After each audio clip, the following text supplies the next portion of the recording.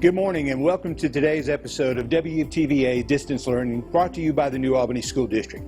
My name is Luke Tintoni and I have the honor and privilege of being the assistant principal at New Albany High School. Today's episode has two different segments. First of all, from the New Albany High School Science Department, some ACT science tips, followed by Miss Caitlin Robbins and Mr. Corey Kelo from New Albany Middle School with some great math skills that will help you save money while you're shopping. We hope you enjoy today's episode. Good morning. I'm Katie Kent. And I'm Summer Tyre. And we are teachers at New Albany High School who want to give you some money-saving tips on the ACT. The content is actually some biology, some physics, some earth and space science like geology, astronomy, and meteorology.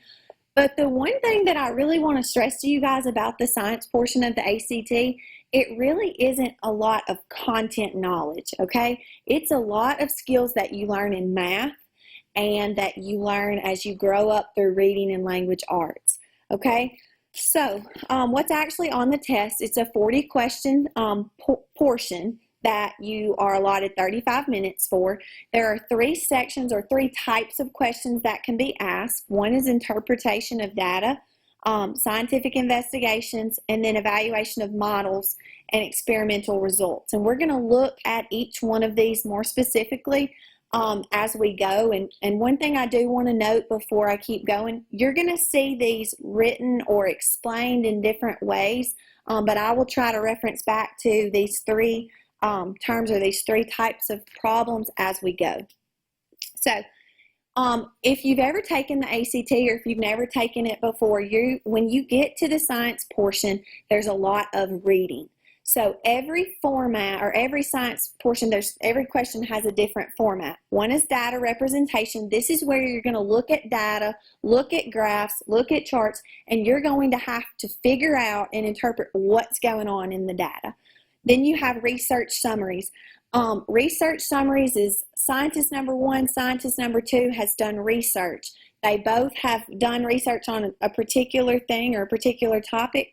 They've got completely different results, but you have to figure out whatever the questions are asking, you have to figure out which scientist or which research proposal lines up with what the question's asking. And then the last type of passage is, it's called conflicting viewpoints. I have a friend who, she tells me that when she teaches ACT practice for the science part, she calls this arguing scientist, because what it is, you've got two scientists, sometimes three, that are completely arguing about a topic. And so it's really, it's kind of comical when you go and look at practice problems, because a lot of times two of the scientists of the three or one of the two scientists is completely wrong.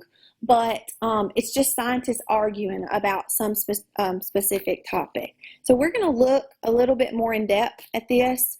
Data representation, again, I told you it's graphs and tables.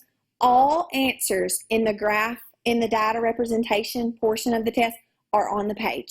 Don't overanalyze it. If it says to look at table 1 in the question, then you go to table 1 and you find the answer.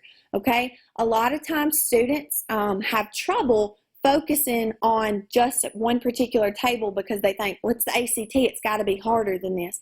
No, it does not have to be harder than that. If it is a data representation question, then the answer is on the page. It's somewhere in the graph, somewhere in the table.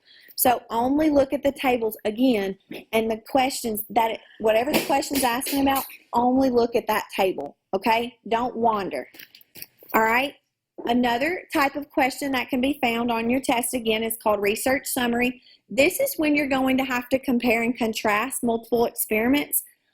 This is the one portion of the test that you actually can study a little bit for.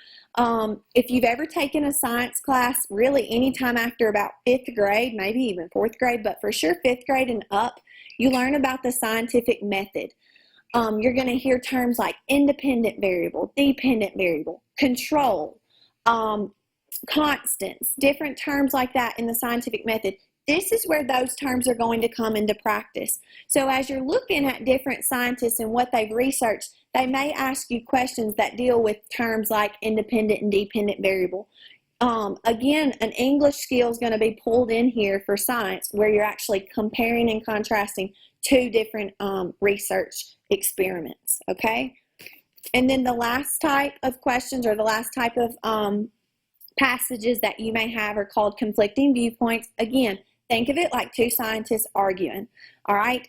One misconception that a lot of my students have is they'll say, this scientist said this and this scientist said that, but this one over here is wrong, so there's no way he can be the right answer.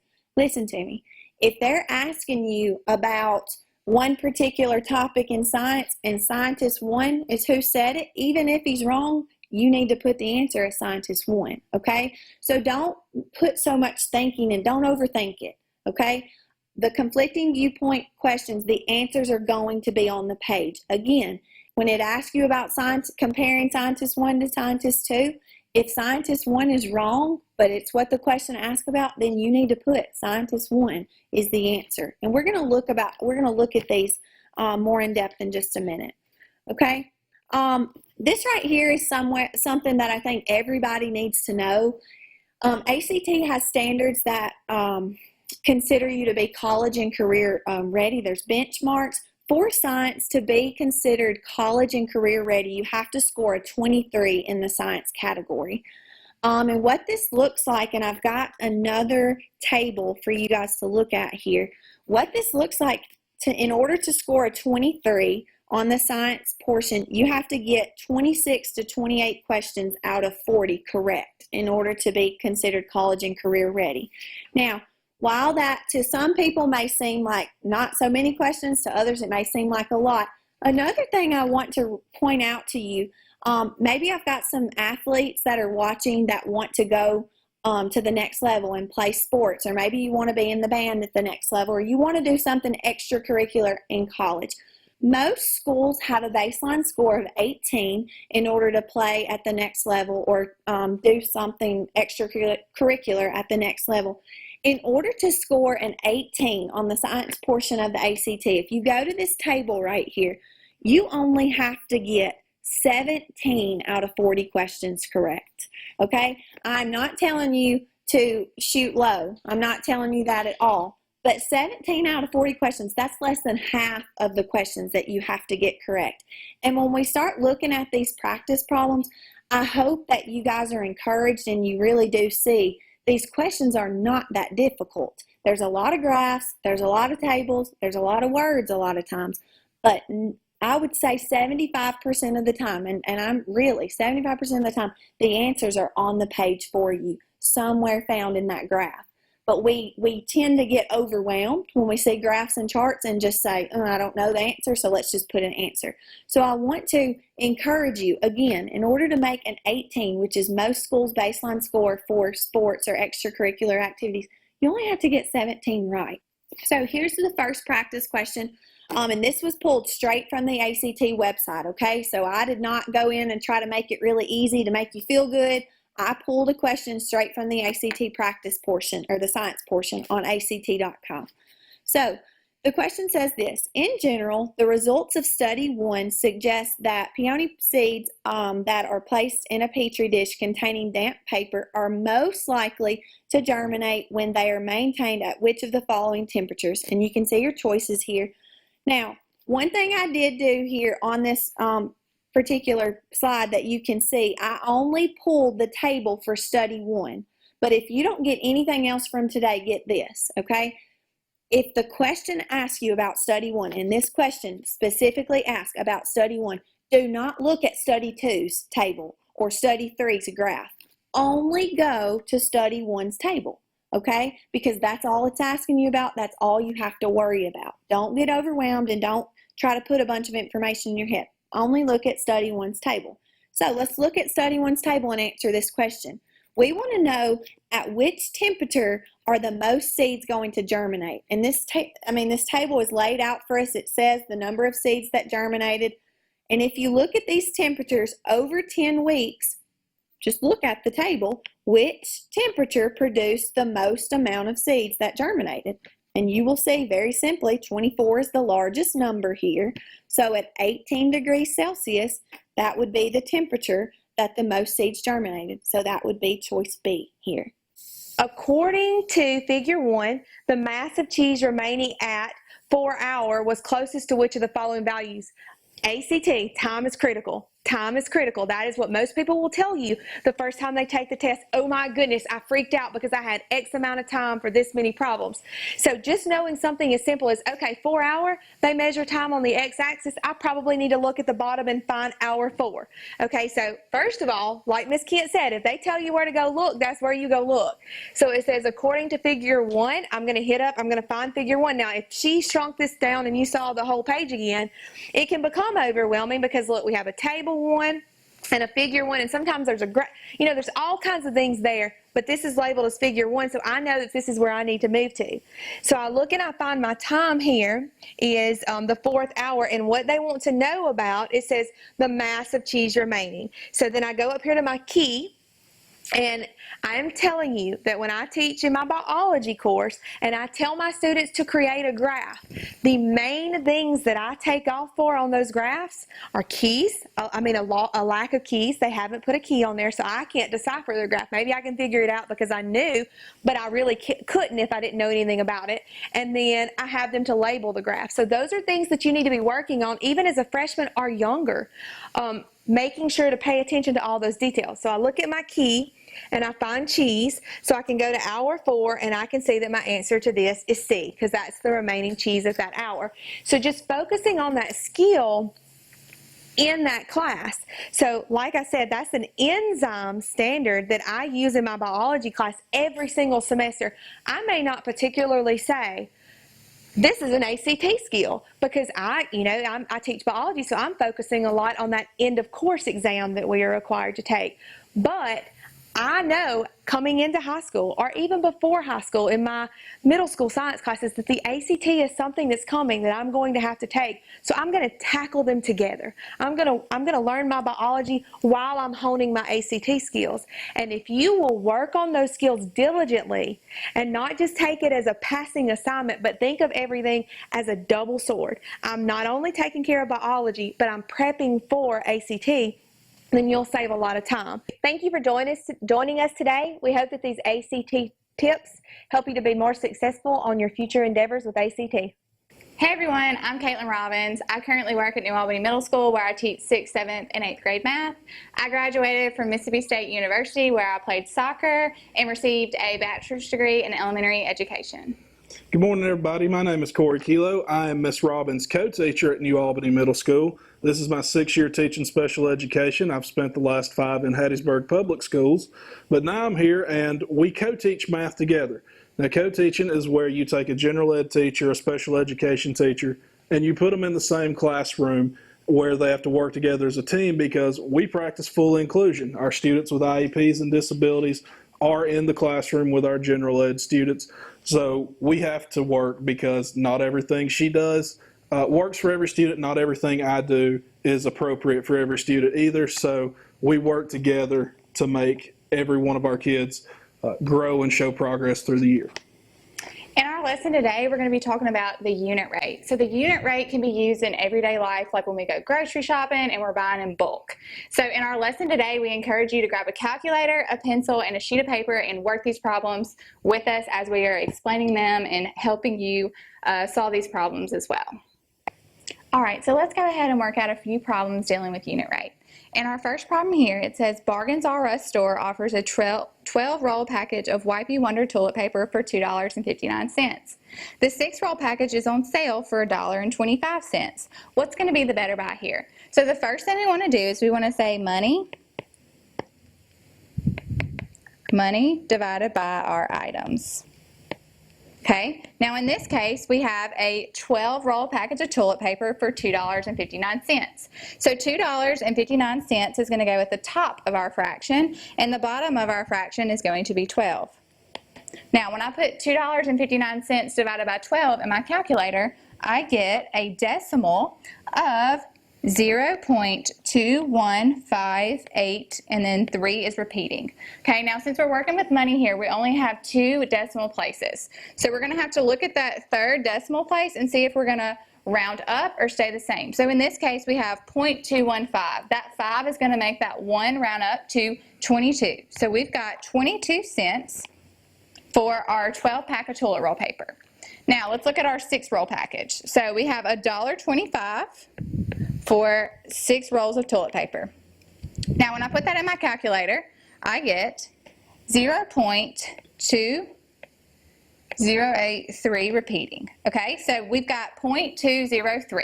So we've got to make that 8 round up. So we're going to say that that is 21 cents. Okay, so now I'm comparing my two items. My 12 pack is 22 cents per item, and then my 6 roll pack is 21 cents per item. So the better buy here is going to be my 6 roll package because it is cheaper by 1 cent. All right, guys, we're on our do-it-yourself problem. So grab a piece of paper, a pencil, a calculator right quick, and let's look at this problem. Walmart sells a case of 24 cans of Diet Coke for $6.88. Kroger sells a 12-pack of Diet Coke for $3.99. Which is the best buy? Take a few seconds and put these in your calculator. All right, guys, let's look at these problems. Let's look at the first one. I've got a 24-pack at Walmart that cost me $6.88. I'm going to divide $6.88 by 24, and I get 0.286 repeating. So I'm going to look this, and because, again, we're dealing with money, we're going to stop in the hundreds place and look at that 8. When I look behind it, 6 tells it round up. So if I go to Walmart, I'm going to pay 29 cents a can. Now let's compare it to Kroger's price. Kroger sells a 12-pack for $3.99.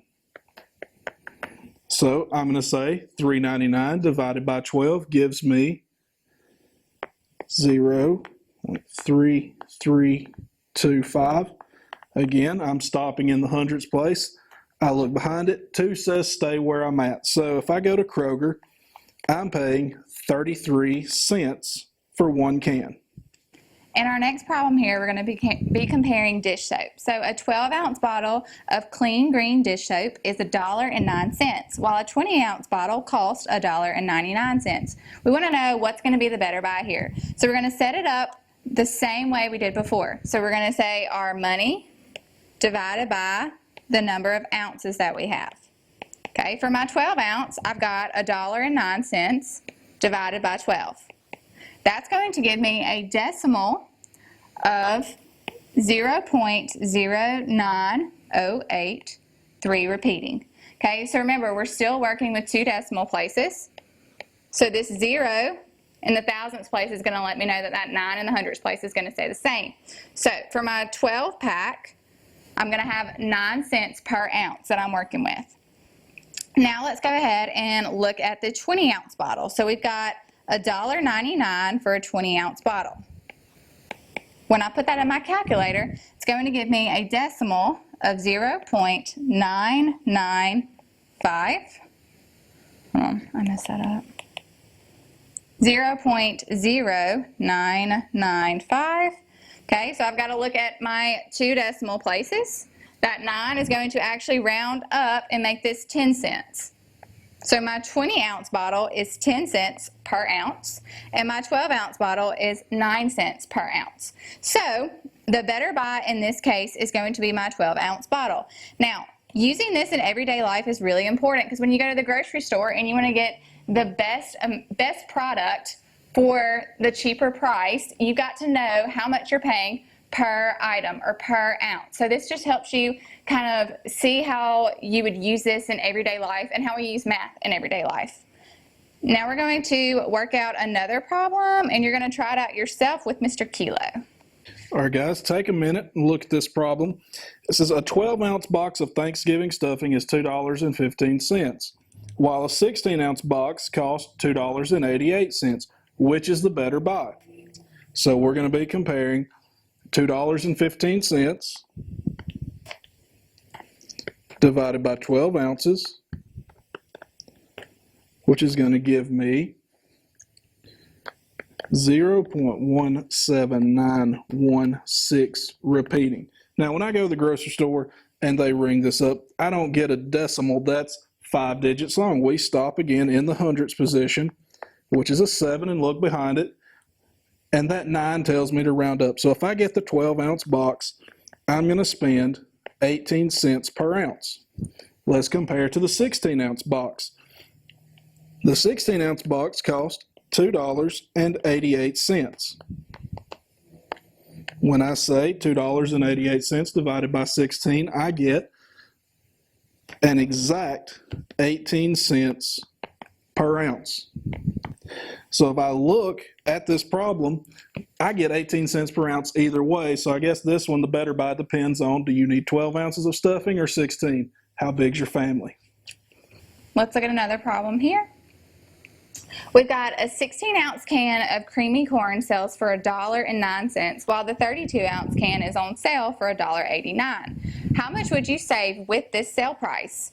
So we're going to use unit rate again here, saying our money divided by our ounces that we have. So my 16-ounce can was $1.09, so we're going to say 1.09 divided by 16, and that's going to give me a decimal of 0.068125. Let's look at our hundredths place. We know that we need to round up because we have an 8 in the thousandths place. So I'm getting 7 cents per ounce in my 16-ounce can that I have. Now when we work with the 32-ounce, we've got that as $1.89 divided by 32. And that's going to give me a decimal of 0.059065. Okay, let's look at our hundredths place. We have a 5. Then our thousandths place, we have a 9. So that's actually going to round up to 6 cents. So if you look, our 16-ounce can was 7 ounces, or 7 cents per ounces, and then our 32-ounce can was 6 cents per ounces. So we're actually saving money here buying the 32-ounce can for by 1 cent. So the better buy in this case would be our 32-ounce can, and we're saving 1 cent. All right, last problem, guys. We're going to compare one more problem for you to do yourself. I'm going to read the problem. An 11-pound turkey costs $15, while the 16-pound turkey is on sale for $20. How much would you save with the sale price? So we're going to compare. If I look at my 11-pound turkey, it costs $15. So I'm going to say $15 divided by 11, which gives me $1.36 per pound.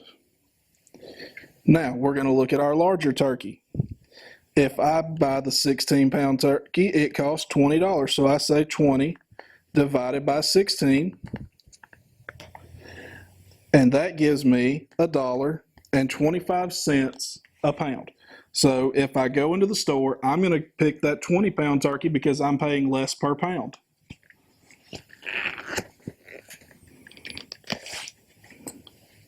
And when I finally answer my question, it says, how much do I save with the sale price? I save an average of 11 cents per pound. So I know right now that we're not in school, but that doesn't mean that we still can't use math skills in everyday life. For example, like in our lesson today, we talked about the unit rate and figuring out what's the best buy when we go to the grocery store, when we're shopping online, any of those things that we use math every day in life for. All right, guys, so take this opportunity to keep those math skills sharp. If you go out with your parents to the grocery shop or you're online shopping, take what you've learned, help your parents find better deals, help out in this time when we all need a little something extra.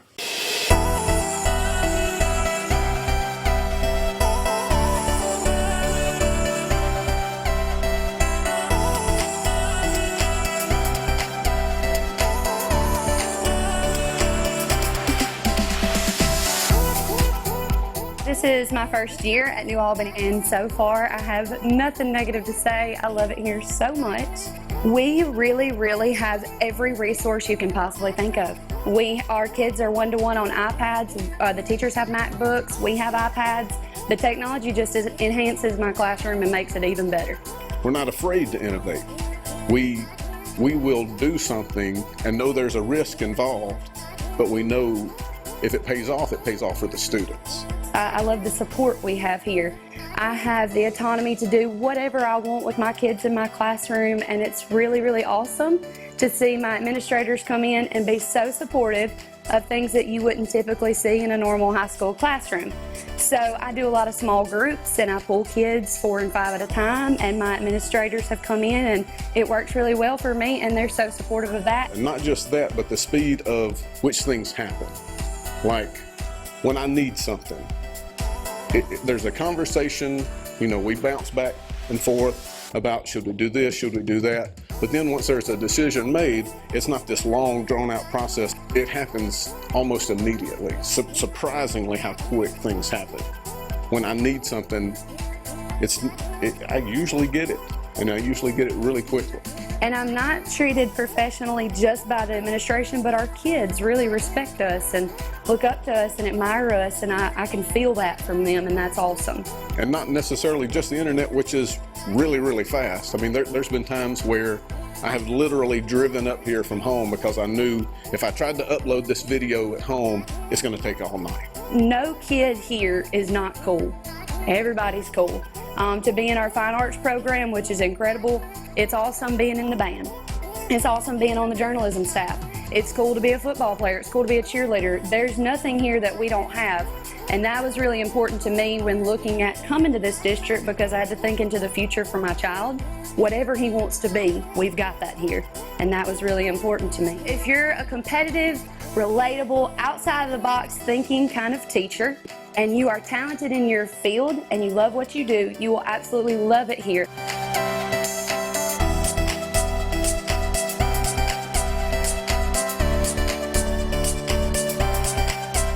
Thanks for joining us today. We hope you enjoyed the lessons brought to you by the faculty of New Albany School District. Be sure to visit our website at www.nasd.ms. And to all of our students at New Albany High School, if nobody's told you they love you today, you better know that I do, because it's a great day to be a Bulldog.